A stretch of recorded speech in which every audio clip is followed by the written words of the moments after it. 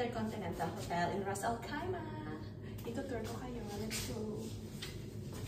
Ayan. Dito, yung wardrobe. Ito nyo naman, di ba? Mga damit dyan. So, wardrobe yan. At dito sa kabila, kita nyo yan. Meron silang safety deposit box ba? Tawag na. Tapos, mga kalat namin, yan. Tapos, dyan lang, yung mga lagayan na kung ano gusto nyo. Yan lang. Ganun mabilis lang tayo. Tapos, subuksan ko. At saka ito, tanan! Ito naman yung washroom.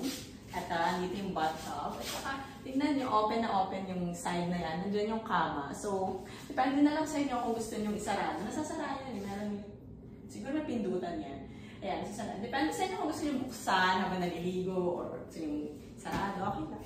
Tapos ito naman, ito yung mirror natin. Ang laki, diba? Wala na. Tapos ito, kompleto na siya. Yan yung mga soap and everything. And towel. And more towels here. Ano ba meron dito? Wala. Tapos ito. Ayan, makikita nyo yung toilet kung saan ilalabas lahat ng sama ng loob.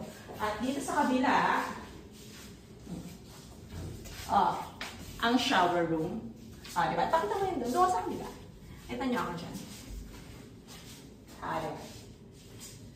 So, tamang open-open yan. Bahala kayo kung gusto nyo gawin dyan. Baka din ang washroom nila. At yun, nag-ganito tayo. Ito naman po, ano meron dito? Ayan, water. Ayan, meron tayong 4 water. Ano naman yan complimentary.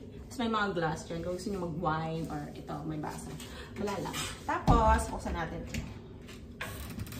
Charan! The coffee and the sugar, creamer, at mga tsaka. At syempre, bukas mawawala yan kahit hindi naman natin gagamitin. Alam niyo na kung ano mangyari sa mga yan ang dami, di ba? Tapos, meron tayong mini fridge. Walang laman. And then here is, nothing.